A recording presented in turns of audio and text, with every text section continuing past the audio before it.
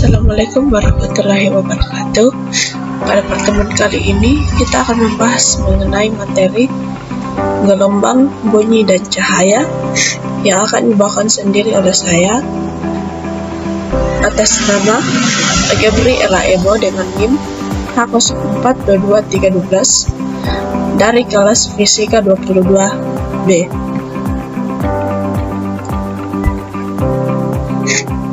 Nah, sebelum kita masuk ke dalam pembahasan mengenai materi, terlebih dahulu kita akan membahas mengenai tujuan pembelajaran. Yang pertama yaitu menjelaskan pengertian gelombang, mengidentifikasi prinsip-prinsip gelombang, menjelaskan pengertian gelombang bunyi, memahami peristiwa efek Doppler, dan menjelaskan pengertian gelombang cahaya. Nah, selanjutnya kita masuk dalam materi pertama yaitu materi gelombang. Nah, materi gelombang ini dibagi menjadi beberapa bagian. Yang pertama itu jenis-jenis gelombang, yang kedua beda fase gelombang, yang ketiga prinsip-prinsip gelombang. Nah, sebelum kita membahas mengenai jenis-jenis gelombang, kita akan membahas terlebih dahulu mengenai apa itu gelombang. Nah, gelombang adalah getaran yang merambat melalui medium seperti zat padat, cair, atau gas. Gelombang mengalami berbagai sifat seperti lenturan atau difraksi, penyebaran bentuk atau dispersi, penyebaran sebagian arah getar atau polarisasi, pemantulan atau refleksi, pembiasan atau refraksi, dan penggabungan atau interferensi. Nah, gelombang ini dibedakan menjadi beberapa bagian, yaitu gelombang transversal, longitudinal, dan berjalan. Nah, gelombang memiliki peranan penting dalam kehidupan sehari-hari seperti dalam peralatan kesehatan, peralatan memasak, dan alat komunikasi.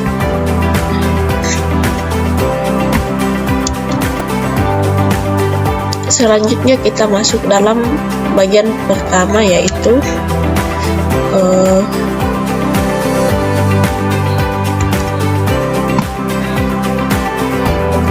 yaitu jenis-jenis gelombang.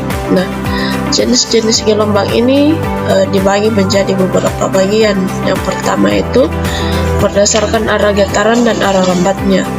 Nah, berdasarkan arah getaran dan arah rambatnya, gelombang ini dibagi menjadi dua, yaitu gelombang longitudinal dan gelombang transversal.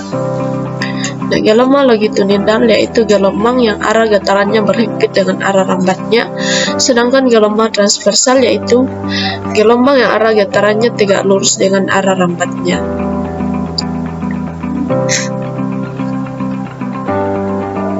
Yang kedua itu berdasarkan perantara atau medium rambatnya. Nah, berdasarkan perantara atau medium rambatannya, gelombang dapat dibagi menjadi dua, yaitu gelombang mekanik dan elektromagnetik. Nah, gelombang mekanik adalah gelombang yang memerlukan medium untuk merambat. Contohnya yaitu bunyi dan gempa. Sedangkan gelombang elektromagnetik adalah gelombang yang tidak memerlukan medium untuk merambat. Contohnya yaitu cahaya dan gelombang radio.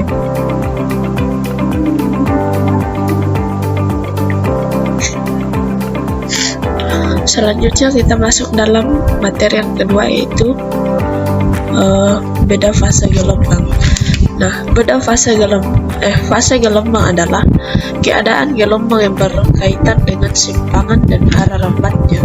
Secara matematis, fase gelombang dapat dinyatakan dengan P sama dengan theta per 2Pi sama dengan omega T kurang Kx per 2Pi sama dengan T kecil per T besar kurang X per lambda, di mana Pi sama dengan fase gelombang, theta sama dengan sudut fase, omega sama dengan kecepatan sudut gelombang, T sama dengan lamanya gelombang bergetar, T besar sama dengan periode gelombang, X dimisalkan dengan jarak titik ke sumber, dan lambda sama dengan panjang gelombang.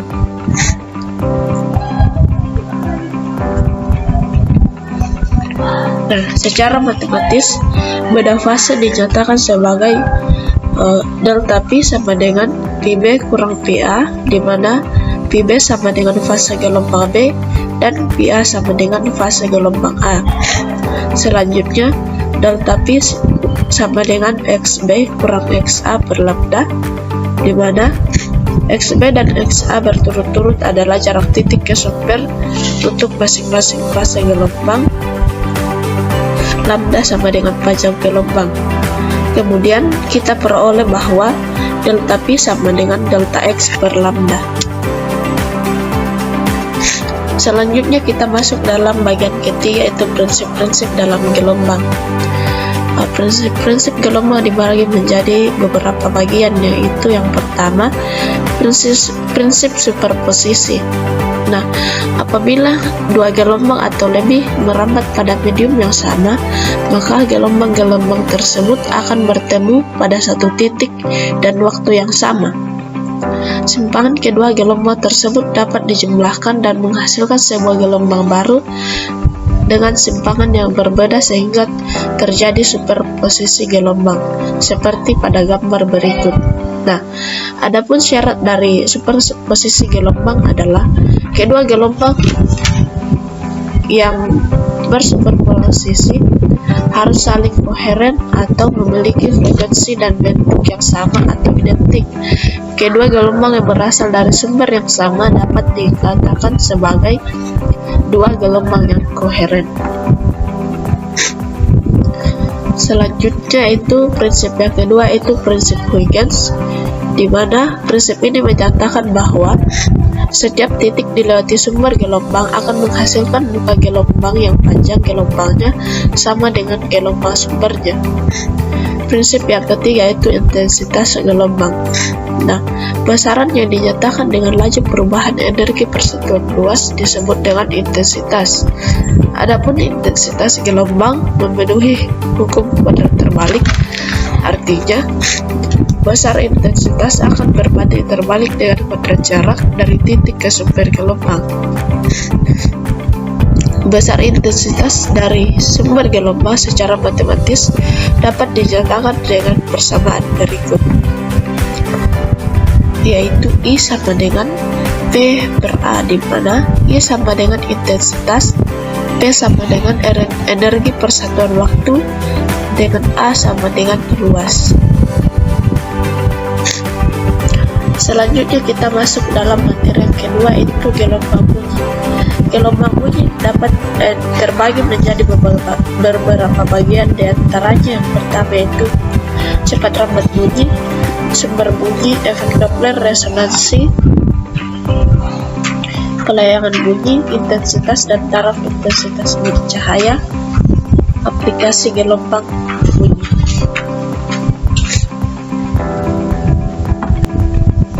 Nah, sebelum kita membahas mengenai bagian-bagian dari materi gelombang bunyi, terlebih dahulu kita akan mengetahui apa itu gelombang bunyi.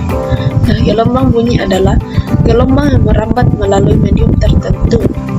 Gelombang bunyi merambat melalui medium seperti udara, air, atau benda padat.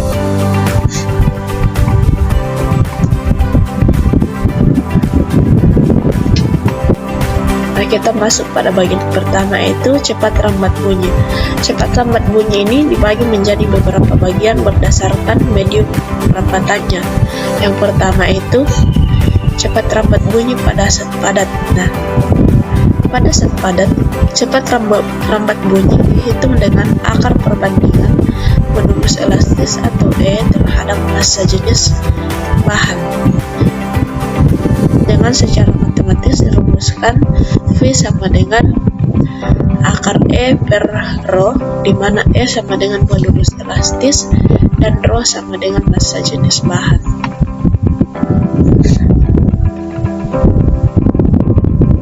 Yang kedua itu cepat rambat pada saat cair. Nah, pada saat cair, cepat rambat bunyi dipengaruhi oleh modulus bulk atau B dan massa jenis bahan benda atau rho, yang dirumuskan secara matematis V sama dengan akar B per rho, di mana B sama dengan modulus bulk dan rho sama dengan massa jenis bahan.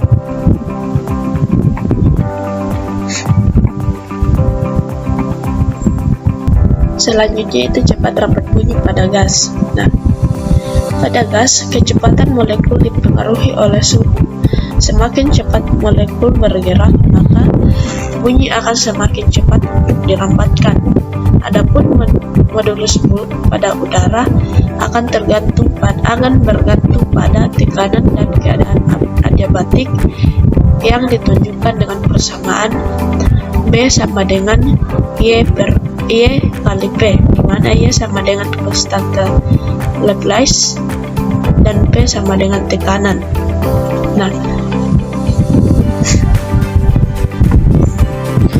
Nah, pada pembelajaran sebelumnya, pada gas ideal yang dirumuskan dengan P kali M sama dengan Rho kali R kali T. Nah, kita substitusikan pada persamaan 5.7 di mana V sama dengan akar B per Rho, sehingga diperoleh V sama dengan akar YP per Rho sama dengan akar Y kali R kali T per M, di mana R sama dengan tetapan gas dengan nilai 8,31 Joule, M sama dengan massa molar gas, T sama dengan suhu pada satuan Kelvin.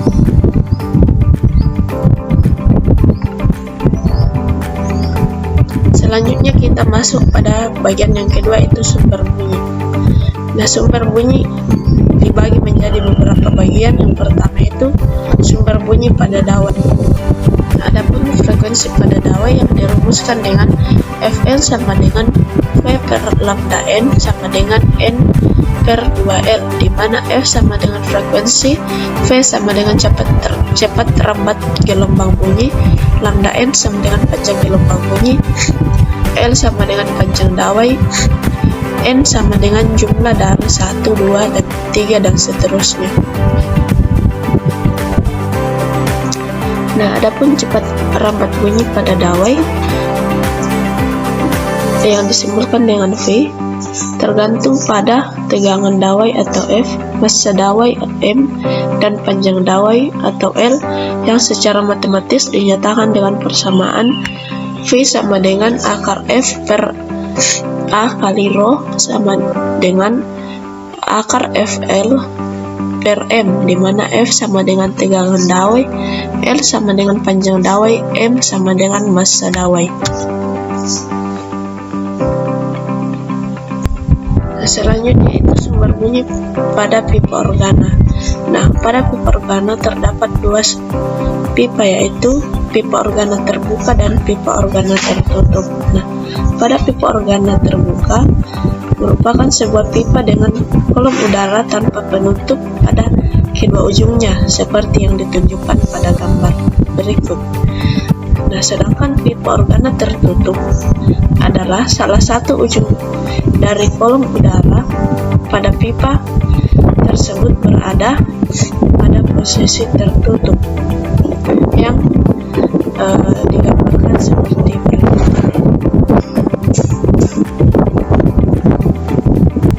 Nah, kita masuk pada bagian yang ketiga, yaitu efek Doppler.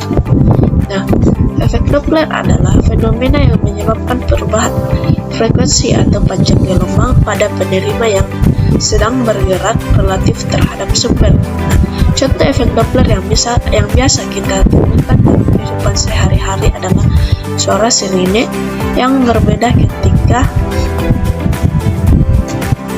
ketika kita dengar dari sumber sakit atau dari sumber yang bergerak. Misalnya ketika suara ambulans, sebuah ambulans yang membunyikan sirenenya bergerak mendekati seseorang yang berdiri di bahu jalan, maka bunyi yang terdengar makin tinggi.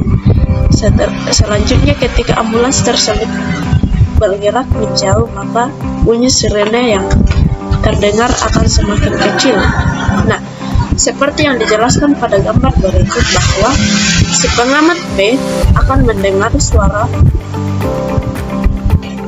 Nah, si pengamat B ini akan mendengar suara mobil yang sangat tinggi. sedangkan si pengamat A akan mendengar suara yang rendah, seperti pada pernyataan yang dijelaskan tadi. Nah, persamaan efek Doppler secara umum yaitu secara matematis Fp sama dengan V plus minus Vp per V plus minus Vs kali Vs, dengan pernyataan Vp sama dengan kecepatan gerak pengamat, Vs adalah kecepatan gerak sumber, Fs sama dengan frekuensi sumber bunyi, Fp sama dengan frekuensi yang didengar pengamat. Nah, kita masuk pada bagian keempat yaitu resonansi. Resonansi adalah proses ikut bergetarnya suatu benda karena frekuensi alaminya sama dengan frekuensi dari suatu sumber bunyi. Resonansi sering ditemukan dalam fenomena sehari-hari seperti ikut bergetarnya jendela saat adanya halilintar. Nah, dalam alat musik seperti gitar, terdapat dalam kotak resonansi di mana udara dalam kotak resonansi ikut bergerak saat dawai dipetik. Selanjutnya kita masuk pada materi yang ketiga yaitu belayangan bunyi. Belayangan bunyi dapat dijelaskan melalui prinsip superposisi gelombang seperti yang ditunjukkan pada gambar di samping. Nah, kombinasi dari dua gelombang ini disebut dengan interferensi. Saat mendengar suara yang keras, berarti kedua gelombang memiliki pada fase atau n lambda. Nah, keadaan ini disebut dengan interferensi konstruktif, sedangkan bunyi yang terdengar lemah dikarenakan kedua gelombang memiliki fase n lambda per 2.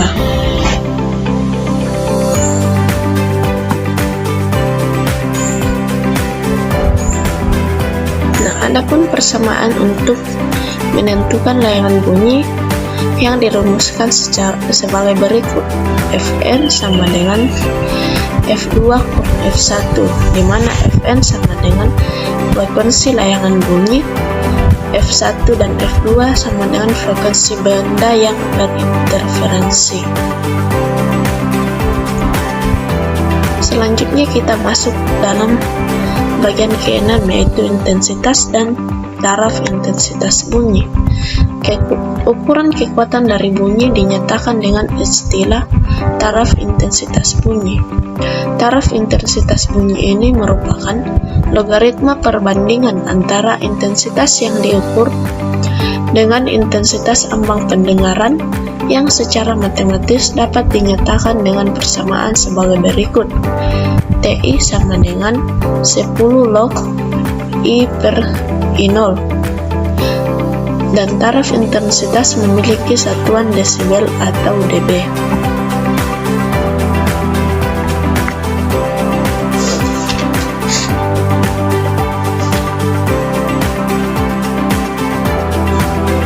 Nah, adapun tabel taraf intensitas bunyi beserta sumbernya. Nah, taraf intensitas 0 desibel, sumbernya itu ambang pendengaran manusia. 10-20 desibel bersumber dari bisikan kecil. 30-40 desibel bersumber dari perpustakaan.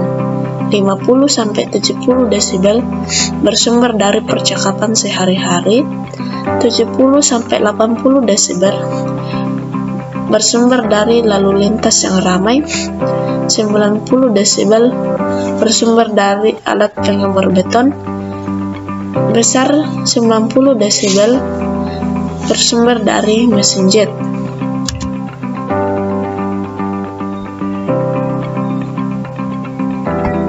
Selanjutnya kita masuk pada bagian ke-7 yaitu aplikasi gelombang. Aplikasi gelombang bunyi.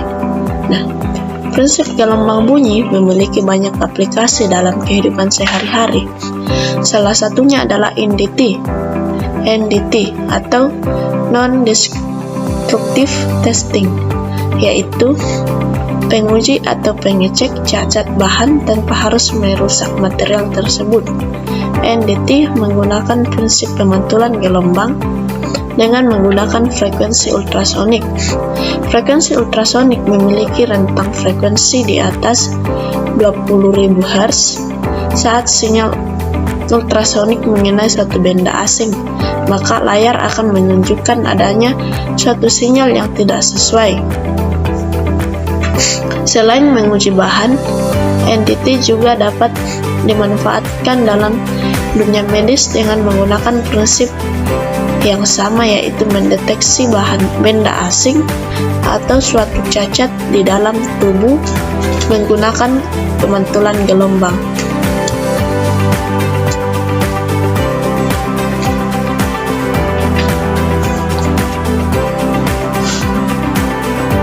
Nah, berikut ini adalah ilustrasi skema cara kerja NDT. Dapat dilihat pada gambar berikut. Nah, kita masuk pada materi yang terakhir, yaitu gelombang cahaya. Gelombang cahaya ini dibagi menjadi beberapa bagian.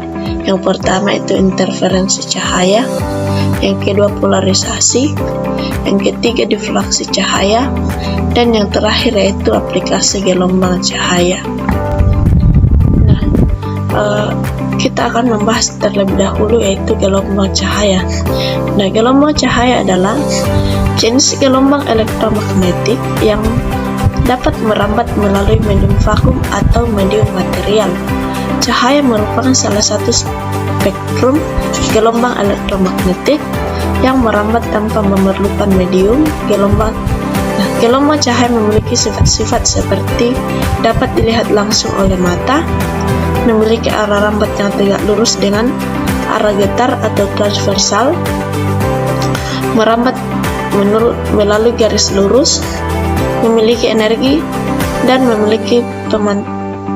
dapat mengalami pemantulan, pembiasan, interferensi, difraksi atau lenturan, dan polarisasi atau terserap sebagai arah getarnya. Selanjutnya kita masuk pada bagian yang pertama, yaitu interferensi cahaya. Nah, percobaan interferensi cahaya ini pertama kali dilakukan oleh ilmuwan yang bernama Thomas Young pada tahun 1773 hingga 1829. Adapun hasil yang diperoleh dari persamaan yang menghubungkan lebar celah atau D, pola Kn, gelap atau terang, dan panjang gelombang atau lambda dapat dinyatakan dengan kesimpulan berikut.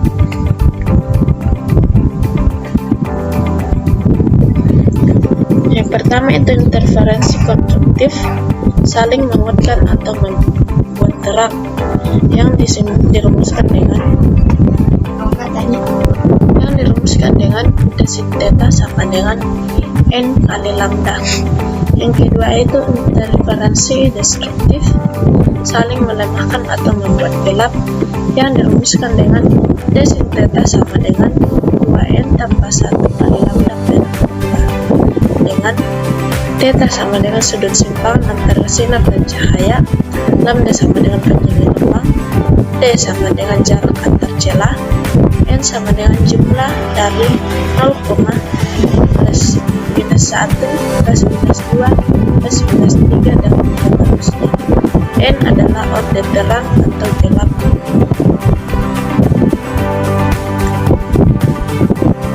Selanjutnya kita masuk pada bagian yang kedua, yaitu difraksi cahaya. Dan difraksi adalah efek pembelokan atau penyebaran arah muka gelombang yang terjadi saat gelombang menemui sebuah ujung penghalang ataupun celah sempit. Nah, fenomena difraksi secara umum dibagi menjadi dua, yaitu difraksi celah tunggal dan difraksi pada kisi.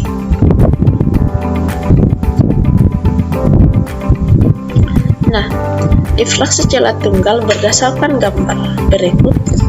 Ketika sebuah sumber gelombang melewati celah sempit, gelombang akan menyebar dan membentuk suatu pola apabila tertangkap oleh layar.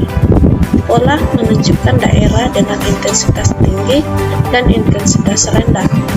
Adapun penentuan pola intensitas terendah pada difraksi celah tunggal dengan lebar celah atau D dan panjang gelombang atau lambda akan mengikuti persamaan interferensi konstruktif dengan nilai N sama dengan plus minus 1, plus minus 2, plus minus 3, dan seterusnya.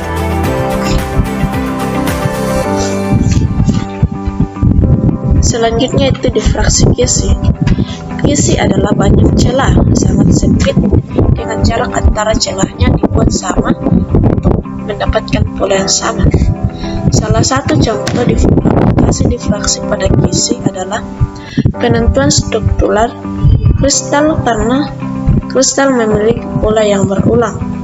Jumlah Kisi persatuan panjang disebut dengan konstanta Kisi. Hubungan antara konstanta Kisi dan lebar Kisi dapat dihitung dengan menggunakan persamaan D sama dengan 1/N.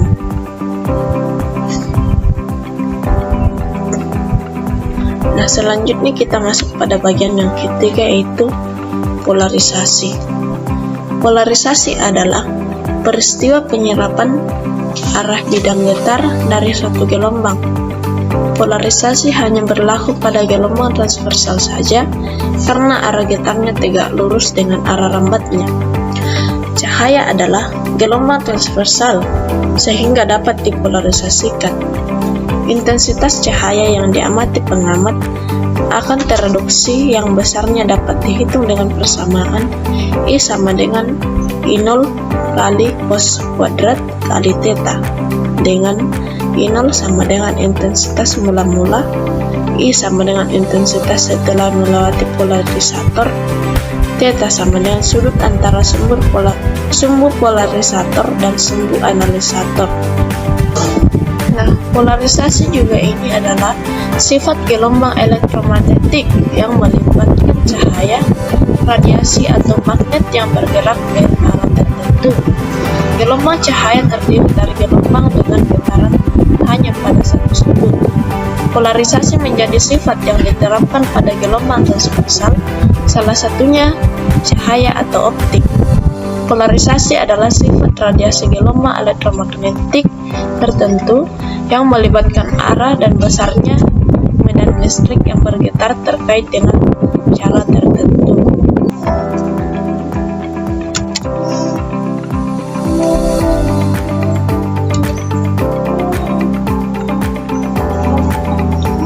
Selanjutnya kita masuk pada bagian yang keempat, yaitu aplikasi gelombang cahaya.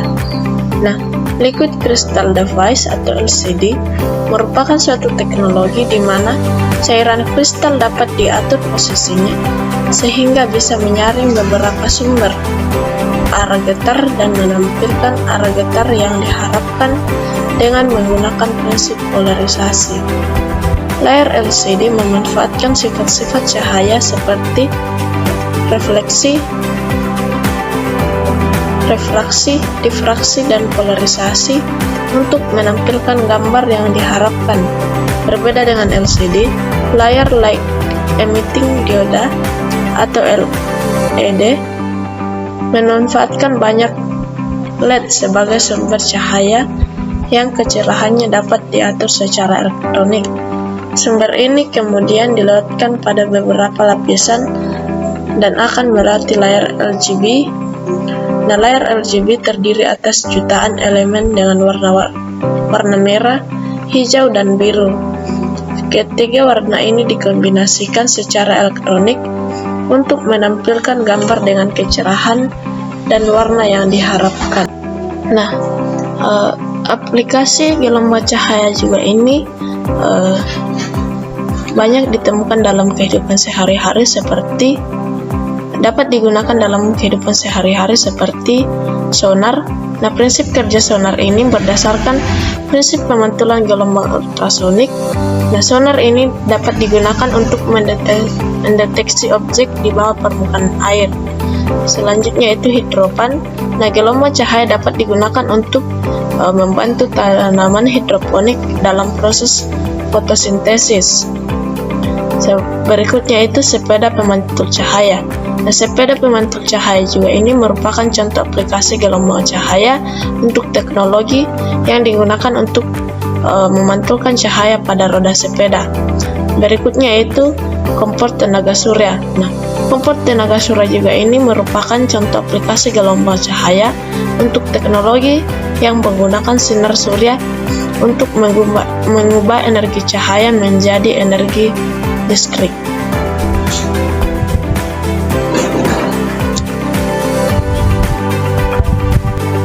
Nah, itulah materi dari saya, dari materi gelombang, bunyi dan cahaya.